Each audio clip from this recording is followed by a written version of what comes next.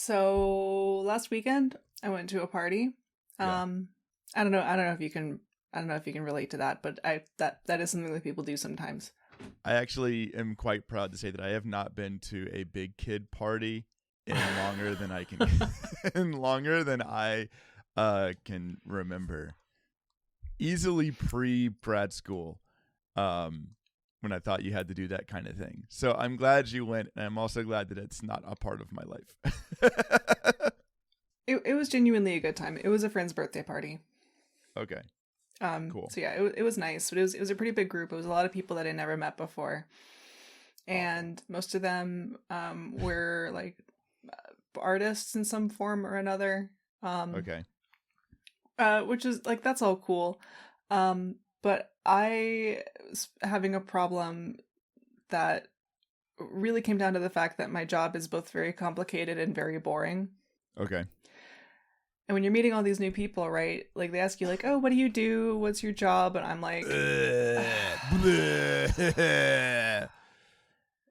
No one I cares. I can't put it succinctly, and spending any time on it is going to be boring for both of us. And Yeah. I was commiserating on this problem with a friend of mine who does have an interesting job. She's a fitness instructor, but her problem is Okay. that anytime she tells people her job, then they're just like, "Oh, I gotta go to the gym. Oh, I'm out of shape. Oh, I feel bad." And so she doesn't like talking about her job either. Yeah. So Understandable. we were trying to come up with the best lie job, the best fake Okay. job that you can have. That is Yes. either one of two things, or maybe both. Maybe it could be both. It's either interesting enough that you want to talk about it while still being near enough to your life that you can convincingly lie about it, Yeah. or people will not want to have a follow-up conversation about your job. Oh, that's good. Okay. Yeah. So what would you So do? then you get to play a fun game of like, what is your fake job that you could talk about like it's a real job Exactly. at a party with people that you will never engage with again. So it does Mm-hmm. not matter. Exactly. And you also have a job that is both kind of complicated and kind of boring. Yeah. Um, Incredibly so. yeah. So this will be I beneficial for mean, both of us. yeah, for all the parties I go to. How about all the parents of the kids No, that your yeah. kid goes to school with? There's constant social interactions where like especially when you're talking to parents and there's like only a couple of conversational avenues because you're desperately trying to find anything whatsoever that you can hold on to string together a conversation, knowing that you're at a child's birthday party. So like I'm not even someone who drinks, but there's no chance of like a substance making conversation easier. Sure, Everyone there's is in there no social stone lubricant. cold. There's nothing. I mean, the social lubricant is just like, so where does your kid go to school? Or they all go to the same school. So you like spend 5 minutes talking about class and then there's nothing. So you do end up talking about like, what do you do for a job? I have a bad habit of just oversharing and telling people what I actually do for a job because at that point, anything to talk about is interesting. So like my job Mm-hmm. becomes more, the longer the party goes, the more interesting my job becomes. To answer your question, the easy answer for me is just like say that I teach because it's easy and I can talk about it for forever. And that always segues into complaining about like, cause you the same thing. You people go like, oh, I hated my teachers when I was in school because everyone's got the one teacher they remember. Or they Of say, course. oh, I could never. And you're like, yeah, probably right. Or they say, right? And you're like, hey, me neither. Hey, fun fact, actually. I'm terrified of kids. Every day is hell. It's the worst. The fear keeps you alert, and that's how you get through the day. I think you either pick a job that's so boring no one wants to ask follow-up questions, or you pick a job that's so niche that no one has any follow-up questions to ask. So I think my answer would be small retro electronic repair. See, I would have follow-up questions to that. And Eric, I have to Yeah, say but that the you niche care. aspect does not work. My Oh, really? job is extremely niche to the point where I don't want to talk about it at all because I will Yeah, become okay. identifiable. Yeah. Right. So I also tried to go for like so boring that people won't want follow-up questions, and the Yeah. best one that I came up with was social media manager for a small brand. That's pretty good. Yeah. Yeah. And if people ask you what brand, you just say like, I can't tell you. Bricks Bricks. for the With brick an X. factory. Okay, cool. Yeah. I think my answer would be stay-at-home dad, because what are you going to say about that? Oh, that's progressive, and then that's it. There's nothing else you can say. What's your husband do? Yeah. No, Business? that's mean. I don't know, actually. He doesn't tell me. He said it's not for me to know. You walked away carrying a bat covered in nails. I don't know what that means. I don't think that's regulation baseball equipment. But we love a good nail bat in this household. Nothing says business quite like a bat you took the time to put nails through. This bat will no longer serve its baseball purpose. It is only for being scary with nails in it. I figure he can keep carrying the nail bat as much as he wants, as long as I can still go to the nail salon.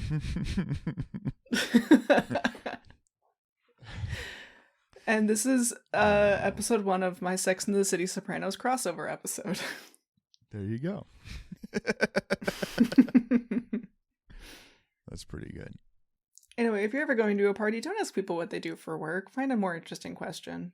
Yeah, like if you had to put a sticker on one wall of a shower that was the front wall, which wall would you put the sticker on?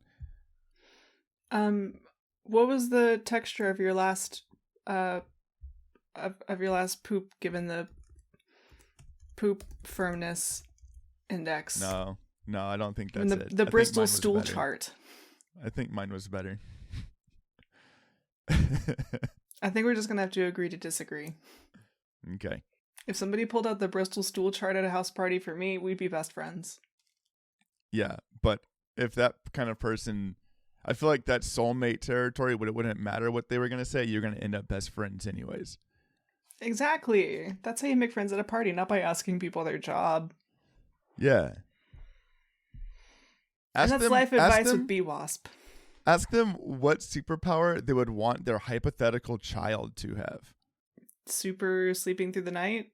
Actually, that's a pretty good one. Because, like, we all talk about the superpowers you want, but, like, all the superpowers I would want, I don't think I want my kid to have. I think I would also have super sleeping through the night. Yeah, I would wish to never have to sleep again. I just don't want to do it. Eric, do you remember the last time we talked, I hadn't slept the night before? Yeah. It occurred to me that, like, well, for some context, before we go to sleep every night, my wife and I ask each other what we're going to dream about. Okay. And it's usually something pretty silly and random. It's like, I'm opening a sandwich shop in Delaware, or I'm feeding the geese, and the geese are all the size of elephants. Something like that, you know? Uh-huh. But then, like, that night, the night that I didn't sleep, I was like, honestly, I don't care what I dream about. It just needs to not be another weird psychosexual dream about Robert Pattinson, because it's really getting out of hand. And so my body was like, okay, then I guess we're just not sleeping then. Yeah, good luck. Good luck, idiot. This is what we're doing. If that's what you really want, then fine.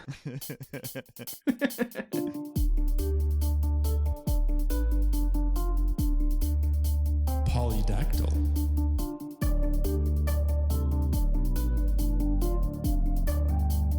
Vociferous.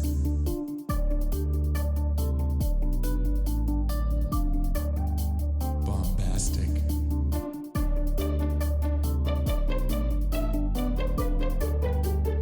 Rectangle. Big words For smart people. Hey y'all, this is Big Words for Smart People, the only podcast that makes dumb guys smarter and smart guys more smarter. I'm Frankie, and my pronouns are they, them. I'm Eric, and my pronouns are he, him. Stegosaurus! Pterodactyl! What are we doing? Good job.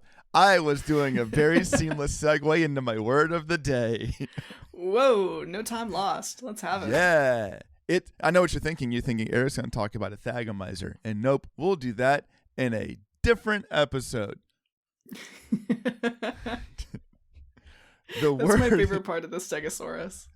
The Thagomizer, the one named after a Far Side comic. You know that, right? Like the story. Oh, of I know the exactly Thagomizer? what you're talking about. Excellent. Eric, audience. It is in my mind's eye. It's the one thing in there. Hey, audience, we're not going to explain it. Fucking Google. Because the word of the week is toyetic. Toyetic. Ooh. Toyetic. Toyetic. Can you spell it for us? Toyetic. Toyetic. Okay, I thought there was going to be a second I in there somewhere, but I'm Nope. learning. Actually, Frankie, all the I's will be for later in this episode. Foreshadowing. Oh, I see. Toyetic is an adjective. Hey, fun fact about this word for just you and me. It is not in the Merriam-Webster dictionary. I had to go to dictionary.com to pull this beautiful nugget of a word. That's fucked up. It is a word, though. Toyetic. Not our friends dictionary.com. Yeah, no. We only go there when we have to. It is a word that means potentially marketable as a toy or having merchandising potential. Son of a gun. So this is a relatively new word. I think it was coined in my quick research in like 1969, which is first of all nice, and second of all is pretty new for a word. 19 of them. I think that's our second youngest word after kayfabe. I think you're right. This was a word first attributed to Bernard Loomis. And Mr. Loomis worked at Mattel and was very interested in making a TV show based on Hot Wheels cars. They were already making Hot Wheels. But he was like, what if we made a TV show about it? With the obvious drive being, if kids see a TV show about Hot Wheels, they're going to want to have their parents go and buy them Hot Wheels. This whole episode, like this whole word is like capitalist hellscape, but made for children's. He tried it. If you see it on TV, you want it. You gotta have it. And it's 1969. That's why I have... You don't have That's cool why things I have an like entire video games. collection of Marge Simpson memorabilia. Yeah. That's why I have lots of medications I don't need with weird names. I get lots of old people medicine ads. But Mr. Loomis's plan didn't really work out. The FCC at the time was like, this seems like advertising, not a TV show. So it's got different rules. And the show was pulled from air for 2 years. Didn't really play out. That's why you don't have fond memories of the Hot Wheels TV show. But it did air for a little while. I'm not 100% sure. I don't know if they got like a pilot out and it got tanked or if they got some in. I haven't gone that far because I would love to find like archival footage. I would love to see this I know. Hot Wheels like, 1969 TV show. Now, we know where it's going though, because Mr. Loomis was not to be led away from his capitalist pursuits. Later, he was working as a toy development executive for Kenner Toys, which was part of Mattel at the time. And this is where the word kind of gets its first like mention. He was in a conversation with Steven Spielberg telling him that he doesn't want to support Close Encounters of the Third Kind because it's not toyetic enough. There's not enough toy making potential from this movie. Now, he did see another movie coming up that everyone was like, this movie's going to flop. It's going to be terrible. No one's going to watch it, so we're not going to want to make toys on it. And Loomis, the visionary that he is, said, nope, we're going to get the license to make toys for this property. Do you want to guess the property that he made toys for? Could it possibly be the hit 1970s Gene Hackman film, The Conversation?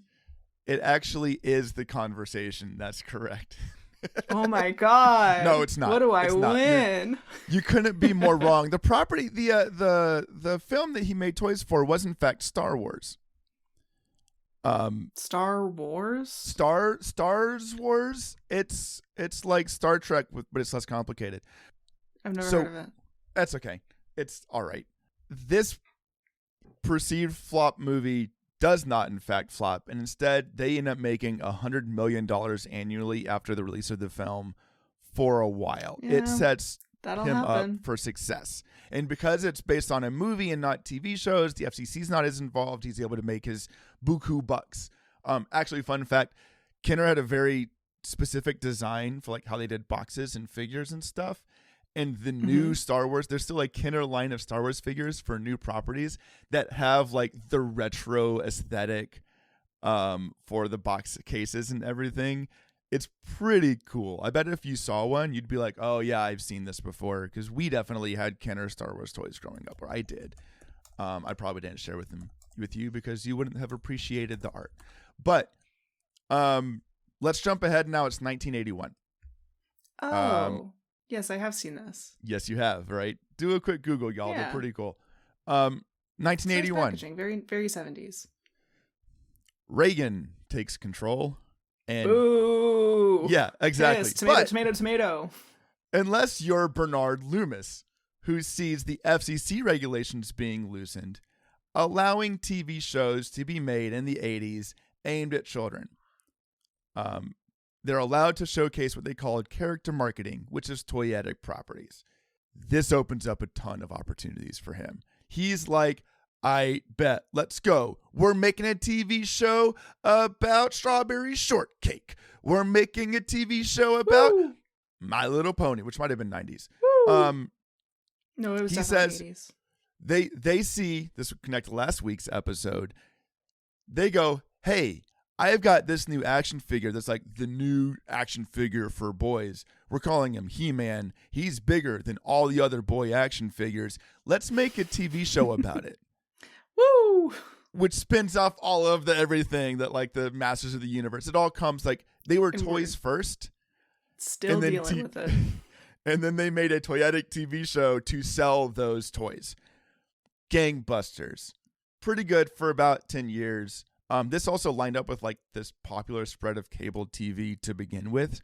So like they're doing it. And they're just churning out shows that are the most like mindless drivel. But lots of marketing potential, lots of opportunities to make injection molded figurines and sell them to children. 1990 comes in. We're going to connect all this together. 1990 comes in. FCC is like, hold your horses, y'all.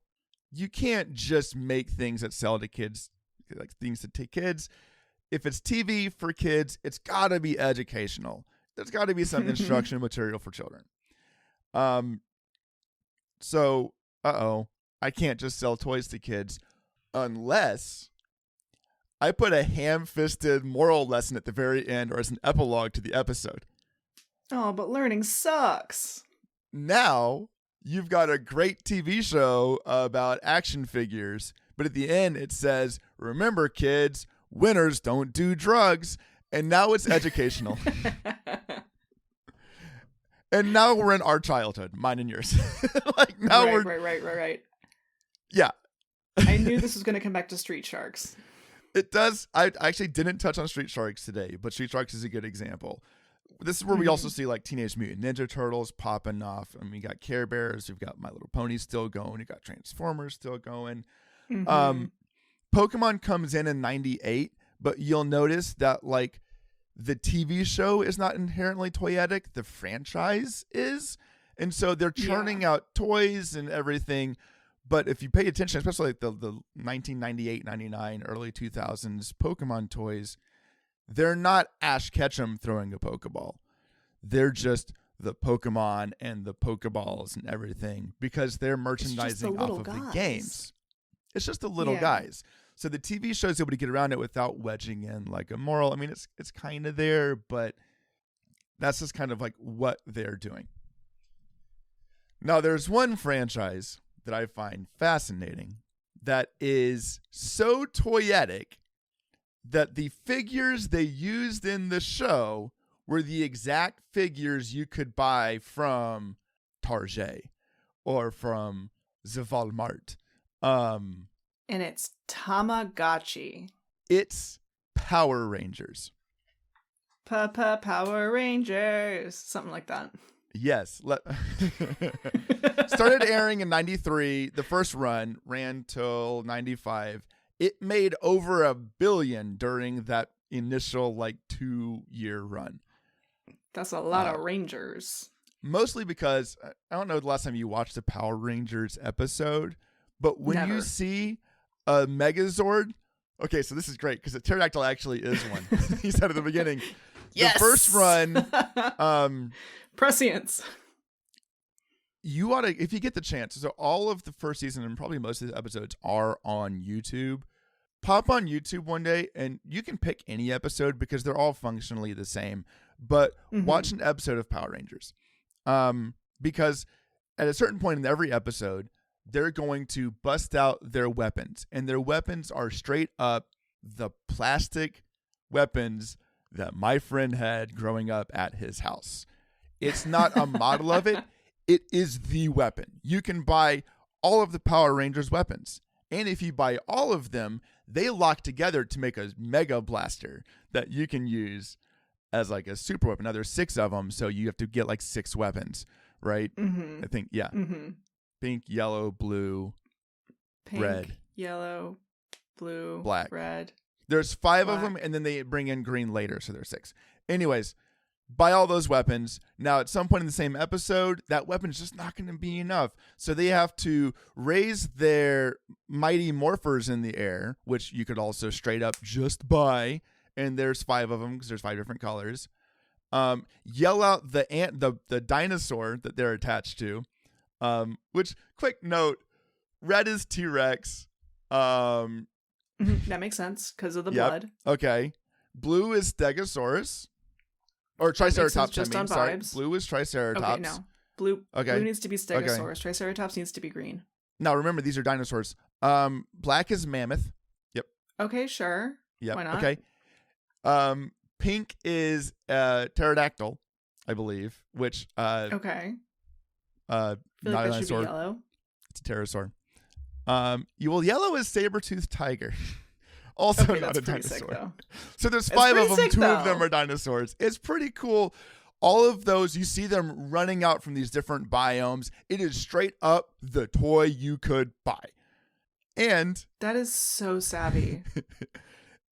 you almost see the person holding it, moving it over the diorama they've made. Actually, we were watching an episode with my son a couple days ago, and you could see for a moment a person just holding up the Megazord that they'd put together. They hadn't edited him out of that one sequence. It was like a half-second long sequence. There's just this dude just standing there holding it. It's great. But all those dinosaurs, scare quotes, lock together to make, they transform into the torso, arms, legs, and head, and then chest piece from the pterodactyl of the Megazord that they would use to fight whatever monster of the week had been beating them, that then they beat, and then Rita Repulsa threw a staff down from space to make it grow into a giant, so they had to get Giant to punch it. Every episode, straight up just the toys that they were using. And so it was the most, arguably one of the most toyetic designs for a show because they just used the toys. So there was an authenticity to buying them. You just got them. And they did all the things they could do in the show because the show is also kind of cheesy and hokey and goofy. Yeah. But that it's a strong stylistic choice, I feel, given its roots, in those Japanese Super Sentai shows. And it's not just roots. It was inspired by Kyoryu Sentai Zuru Ranger, which translates to Dinosaur Squadron Zuru Ranger. And it's not just inspired by, half of the show is just straight clips from that show wedged into another show. So you've got one version of 5 quote, scare quote, this is the actual quotes from the show, teenagers with attitude, because it was the 90s. Yes, teenagers with attitude. Running around. Oh, that's that good 90s garbage. It's so good. Speaking English, doing things, that's where the plot comes in. But the moment they transform into Rangers, they as teens, they're doing kung fu and kicking people and gymnastics, and one of them's a dancer, so he's breakdancing, and it's not racist at all. The moment they go into their outfits, it is just straight up cuts from a Japanese Super Sentai show. Like the lead character, Jason, the Red Ranger, is a buff dude until he's in Ranger outfit. Then he's like a slim, much smaller man running around doing outfit. Ranger things. It is. So it's like interjected, and to the point where they would have to bring the voice. Like eventually, they start bringing the woman who plays Rita Repulsa to phonetically mouth out English lines, so they could inject those lines into the Power Rangers show and make it line up with the overdubbing. Almost this entire show is done, is ADR'd in. Like, I was wondering how they handled Rita Repulsa, because I'm pretty sure she's a Japanese actress. She is a Japanese actress who like was doing this show as like this other show in Japan, and then Power Rangers exploded, and then she just kind of kept being the voice of Rita Repulsa, and I love her. She's amazing. And I neglected to write her name really down, hot. Which is tragic. I'll put it in the comments. But it's a fascinating thing to watch how they like duct tape this show together.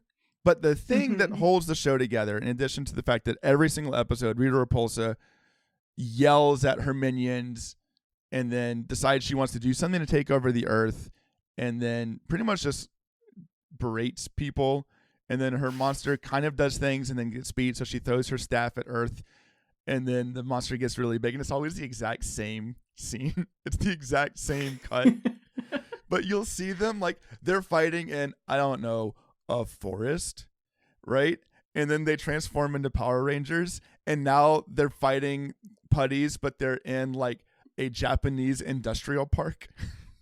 like it's a complete change. It's so good. Don't think about it. It's fine. It's fine. It's fine. It's fine. But to facilitate all of this, they need a monster each week to fight. They have a guy making monsters. Rita sends them down. And so I have a game for you, Frankie. It's a play off of the game from last week. Oh, I'm so excited. I'm going to tell you the name of a season 1 Power Rangers Monster of the Week. And you're going to tell me anything you think you know about that monster. Could be their powers, could be their design. I don't care. You're going to tell me anything you know about that monster, and then we'll work through these things and see how we do. I've picked some pretty choice ones. The names are pretty solid. This is going to be a bit of a challenge for me, since I've never seen a single episode of Power Rangers. Like, I've absorbed some things from cultural osmosis, but... Yeah. You genuinely don't need to know that much. The name tells you a lot or tells you nothing. So we're still in He-Man naming convention territory. Oh, very much so. In fact, I'm not giving points because they don't matter and you're going to do jazz with them anyways, but do you want the first monster that we're going to deal with? Yes, please. I'm so ready. I want you to tell me what you know about Poluticorn. Poluticorn is a giant unicorn that sprays polluted air and or water out of its horn to destroy the earth. Okay. Yeah. Poluticorn. You're close a little bit. It is a unicorn. Now, I will say every one of these monsters is like deeply humanoid in design and clad in these giant, like, it's one person in a huge costume. Cool. The unicorn only has one, like, the unicorn's got a human torso. It's got like a human body. It just has like a big, like, molded foam head. And they all can't move around much. Like, they don't have joints usually, including the Megazord. So it's a lot of people kind of like, it looks like, you remember A Christmas Story? Yes. It's like if everyone was wearing that amount of clothing trying to whack each other with foam swords. It's pretty good. Except Poluticorn. Straight up, I would love to just like be a fly on the wall of the costume design department of Super Sentai. I don't remember the full name. Yeah. That would be incredible. It would be pretty good. Tell me about Poluticorn. Well, Poluticorn's got big wings. dragon-like hands and feet, was sent to the planet to litter in response to the Power Rangers doing a recycling drive. Oh, that's so cute. Poluticorn's powers include throwing energy balls, generating power winds with its big wings, and lightning vision. Of note, Poluticorn never once pollutes anything. Doesn't do it. Oh, that's fucking funny. Oh yeah. Poluticorn. I love that it was deployed in response to a teenagers recycling drive. That's a high school. Oh, that is delicious. The Power Rangers, like they only have like 3 set pieces, and the main set piece is a juice bar / gym that at any given moment is doing any kinds of different gym things. Like Jason's running a karate lesson, and then the next day there's like a dance studio, and then the next day it's just full of ellipticals. And it's a juice bar. And Frankie, you need to watch the show because I am almost positive the juice bar is the same set they ended up using many, many years later for the movie theater in iCarly. It just looks like the same set. Eric, Drake and Josh had a movie theater. iCarly did have a juice bar. Yeah. So listen, watch it and get back to me. That's Poluticorn, Frankie. I want you to tell me about the next villain. This monster's name is Guy. Presumably a he/him. Yeah, I think so. Most of these monsters are he/him. They're all voiced by like 3 people. I'm guessing he's got one big eye for a head. Eyeball head. Okay. He/him eyeball head. He/him eyeball head. Kind of. He does have a big eye, but it's also his entire body is covered in eyes. Badass. Yes, and it turns out that actually the big body covered in eyes is not the main monster. Guy is actually a floating eye stalk that's able to move between dimensions. Because Guy's big grotesque. thing is that he's able to use his eye to abduct children with incredible intelligence to steal their brain powers in a strange eye space. He does shoot eye blasts from all of his eyes. It's only smart kids. It's always children. He's like, I got to get these kids. It's Rita Repulsa being like, I need their brilliance. Bring them to me. And then that's what Guy does. He can shoot lasers from like all of his eyes. This is a huge threat for kids who listen to our podcast. It's a big problem. Yeah. He's making, the more you listen, the more susceptible you are to Guy. Sorry, everyone. His big eye is not on his head, it's in his chest. And there's an eye stalk that comes out of that eye to shoot more laser beams at enemies. He can regenerate and teleport, but if you destroy the main stalk, you defeat him. And he's shown up at least 3 times in just the first season of Power Rangers. They really like Guy. Whoa, I like Guy. This is awesome. Guy's wild. Hey, my son hates Guy. He does not like Guy at all. He likes most of the monsters. Not a fan of Guy. Dude, Guy rips. Yeah, Guy's wild. Oh, this is awesome. Am I a Power Rangers fan? What's happening? You're an Guy fan. He gets brought, like, Guy's so cool, he gets brought back. And, like, when Zed is involved, who I think ends up like marrying or almost marrying Rita. I don't know a lot after the first season. Zed better step off. He marries Guy. Oh man, that would be pretty good. Frankie, that's Guy. You did pretty good with Guy, I think. It's kind of what it says on the tin. Just there's a bunch of them. It's all just right there. I want you to now tell me what you know about Babe Ruthless. Oh, that's funny. Babe Ruthless. Babe Ruthless is not Googling if you can go to Ruth's Chris in t-shirts, but he is Googling if you can go to Ruth's Chris in a baseball jersey. I think he's Ruth's probably Chris. Babe Ruthless Chris. Ruthless Chris. Ruthless Chris. Well, it was a Ruthless Chris when Chris owned it, but now it's a Ruth's Chris. All right. And then Ruth lost it, so it's Ruthless Chris. I think this is just a really mean baseball player. Kind of, yeah. He's a one-horned baseball-themed ogre monster with hooves and a pointy tail. Able to fire lightning bolts from his gloves and throws balls at the Rangers. They really like making lightning come out of places where lightning doesn't usually come out. The Super Sentai show it's pulling off of was like really big for practical effects, and so a lot of the monsters shoot sparkles and have sparklers and smoke coming out of them, and there's lots of like that's kind of what they're able to do, and it's really hard to throw things in those suits. So like you never see them throw at somebody, you see them throw and then a cut to someone getting hit by the thing. It's always there's always a cut in between because they just can't get the motion to work where they want it to. Dude, I love all of this. You're turning me into a Power Rangers fan. What is happening? I'm in my 30s and I'm childless. So this is interesting because this monster is actually not a Rita original, which usually is actually made by Finster. Rita decides she's not going to attack hold on.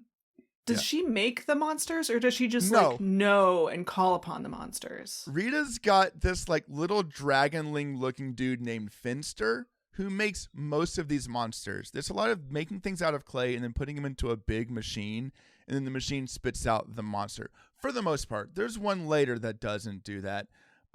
There's a couple that don't do that. But this monster gets called forth by a guy named Goldar when Rita's like, I don't feel like fighting for the day. And the Babe Ruthless fights alongside Goldar and Scorpina. Don't ask me questions about those two. I don't know. Scorpina. And then it gets defeated later. This might have been from a season 2. But anyways, I like a Babe Ruthless. Babe Ruthless is a good name. But we're not going to talk about Babe Ruthless anymore. I want you to tell me what you know about Goofish. 2 words. Goofish. Well, I have a guess. Okay, what do you think?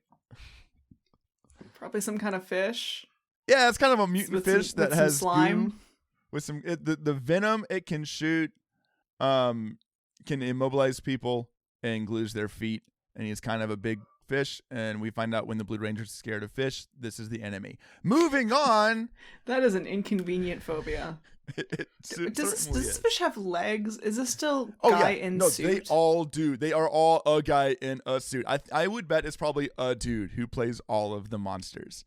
Okay. Please note, all of these monsters are only faced by Power Rangers as Rangers, which means the American actors never see these monsters, as far as I know. They see putties. Putties are guys. Okay, this is pretty good. The putties are just dudes in gray bodysuits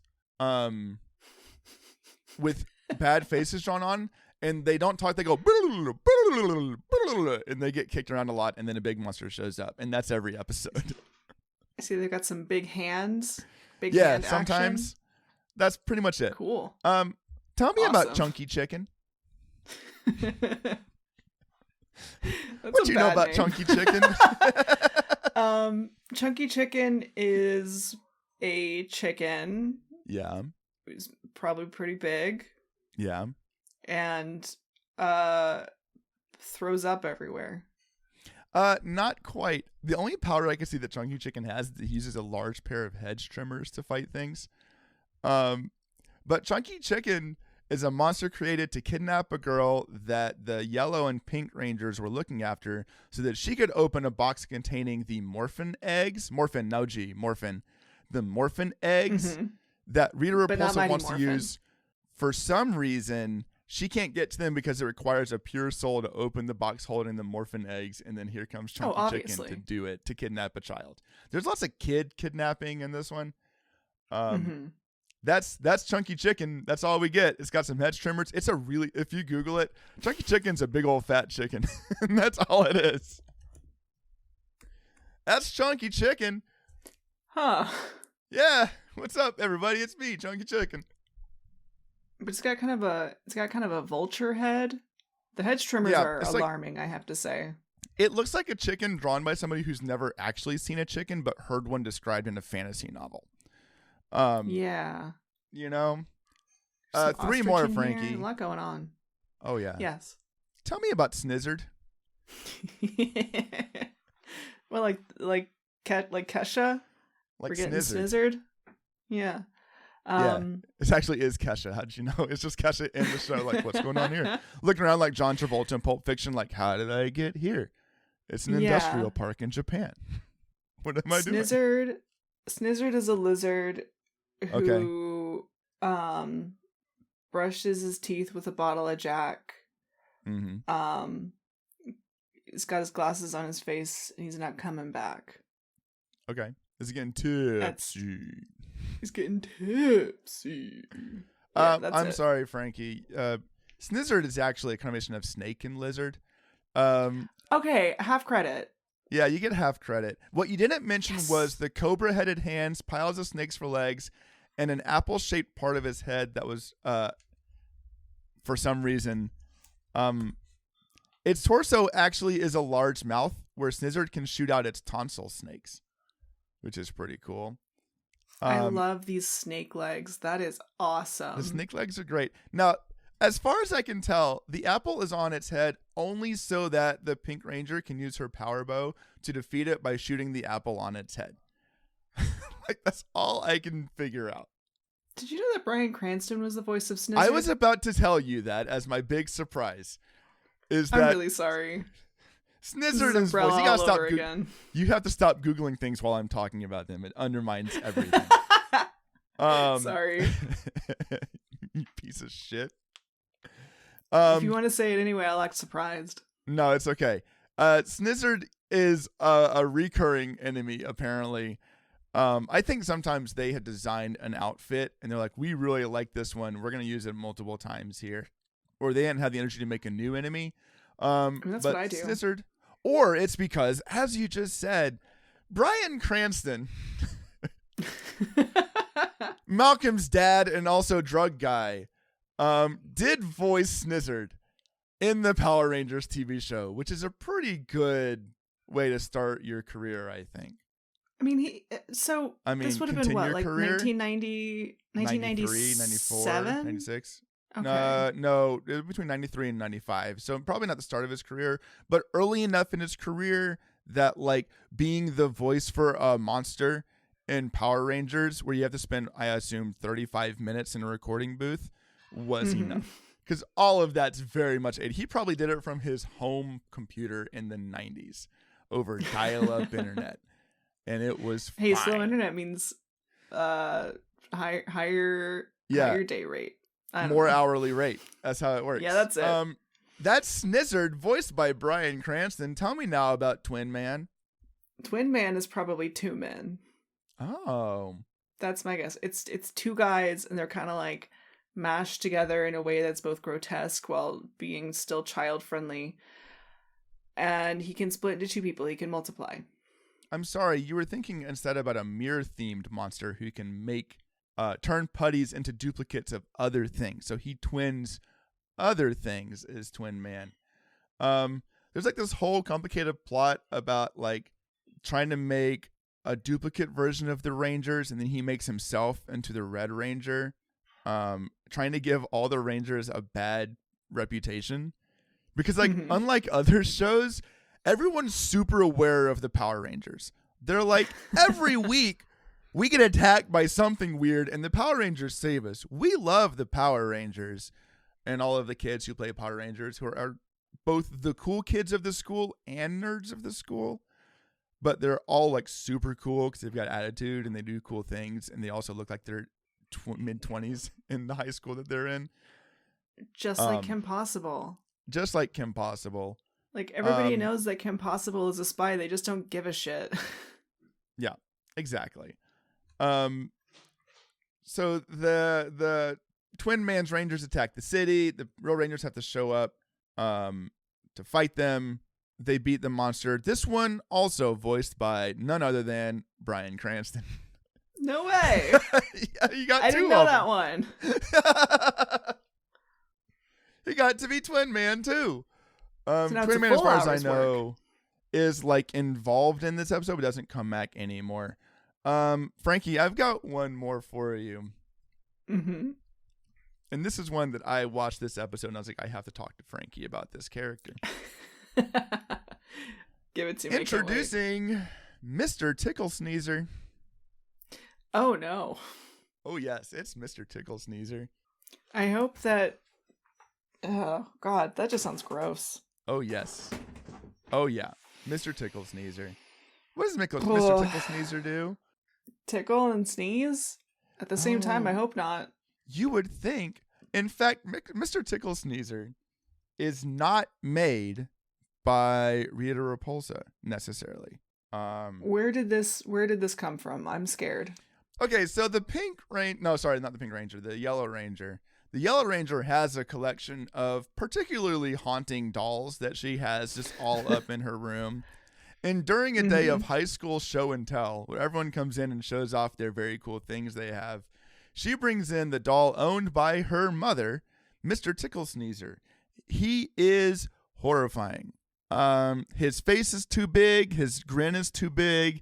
It's one of those dolls that like the head is made out of like porcelain and the rest of the body is not made out of porcelain, but maybe like the hands are. And so like it clicks in a weird way when you hold it. And she gives a great story about how like this was an important doll her mother gave her. This weird elf. And then at night, they create Mr. Ticklesneezer into a bad guy from Trini's dreams. Trini being the Pink Ranger, the Yellow Ranger. In which Mr. Ticklesneezer grows to real human size and uses his magic bottles to capture anything he thinks is interesting. Oh, don't do that. He puts things in bottles, including at one point the Blue Ranger and Pink Ranger, when they're like, no, the Blue Ranger and Yellow Ranger, when they're just hanging out in a car that they were driving around in. So it's like the human form they get shrunk down in. And this one's kind of fun because there is a clip later in the episode where that car, they get Ticklesneezer to like release the bottle and that car drives away. But that scene is in Japan because Mr. Ticklesneezer is there. Which means they had to find a similar looking car in America to use as the car that they're using. And it itself looks completely out of place and you never see it in your other cars. It's only on like its own road. Mr. Ticklesneezer captures it. Is Mr. Ticklesneezer a malicious force or is he just clueless and curious? I think and ambivalent to human suffering. I think in his base form, he's a totally cool dude that is like there to support and helpful. But even on the official, I'm going to use scare quotes official because it's not, but these nerds would keep it up to date. Even on the Power Rangers wiki, they say Rita either intimidated him or cast a spell. We don't really know. She just gets in his face while telling him what to do, and then he does it, and then eventually Trini convinces him to like not be bad anymore, and he puts everything back and the episode ends. That's Mr. Ticklesneezer. I don't think I like Mr. Ticklesneezer. I don't like Mr. Ticklesneezer. I don't like all of the dolls that she has in her room. It's meant to be like an empathetic thing, but even in the framing of the episode, it looks like it's taken from a horror movie in which dolls come to life and shove people into jars. I wish we were still talking about Eye Guy. We could go back to Eye Guy. Frankie, you did a pretty good job with my Power Ranger list. Thank you. How many points do I have? 400. Yes. Half points. So you got 200 full points. Yep. Sorry. You know what? I'll take it because I'm still ahead by about 1.7 million. At least. Last I counted. Yeah. I'm not saying it's a good show. I am saying it is an entertaining show to watch an episode or two of. And genuinely, if you watch a couple of them, you've seen all of them. So go for it. Well, I'm genuinely a huge fan of strange inventive costuming and practical effects. So I do think you made a fan out of me. Yeah. It's pretty good. I mean, your nephew went to our parents' house for a week and I think easily watched 30 to 40 episodes of Power Rangers, subjecting our father to each episode. You know what?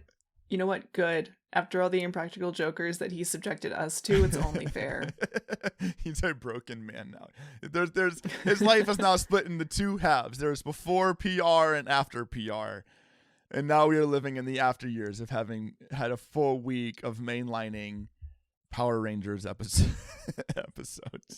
He always got that eidetic memory. He's gonna be like mind wandering out in the woods, like completely at peace, and then just in the corner of his mind, go Power Rangers. Exactly. Mammoth, saber-toothed tiger. I don't have a Pokemon this week, Frankie, because the word of the week describes all Pokemon. You know what? That's fair. It would be disingenuous to make a Pokemon based on Toyetic when Pokemon is an inherently Toyetic property. So, the Pokemon I brought in is Pokemon. Yeah, the Pokemon I brought in is just Pokemon TM. That's just it. Wow, how fun. Yeah. Of course I have some ethical qualms with advertising to children, but I do think that this is if you're gonna do it, this is a really savvy way to do it. If you're gonna do it, make the lesson the pollution is bad and that you should do a recycling thing so you can fight a Pegasus. Or unicorn. I guess. An alicorn, actually. A polluticorn. If you like what we do, like, comment, subscribe, follow, tell your friends, share episodes with people, share clips with people, all those cool things. It really does help us out in a major way. Tell me about our bees. Helps us out in a major way. My name's Chunky Chicken, and I'm here to say sharing our podcast helps us in a major way. Stop.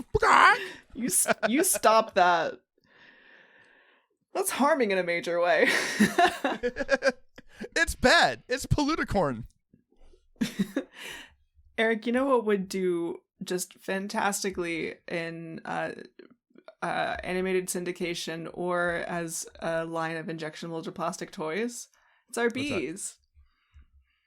It's our bees. You can bees. We've got our oh my god, stroke it out.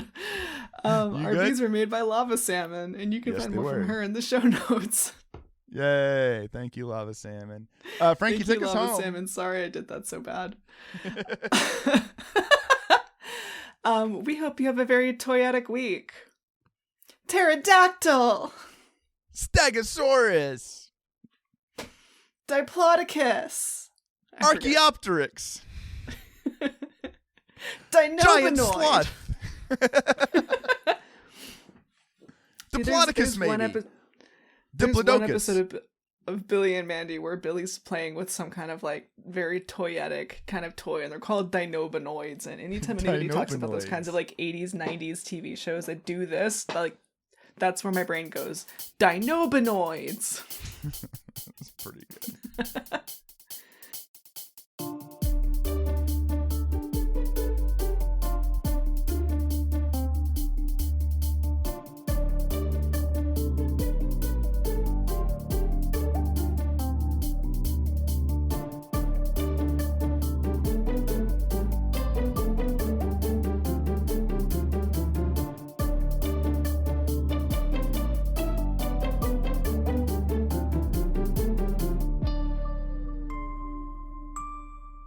Hi, how are the paint fumes? Okay right now. So feeling a little loosey-goosey? I'm always a little loosey-goosey, baby. Loosey-goosey. Honk. Don't leave! You'll miss my coming out party! That's when I destroy the nearest planet!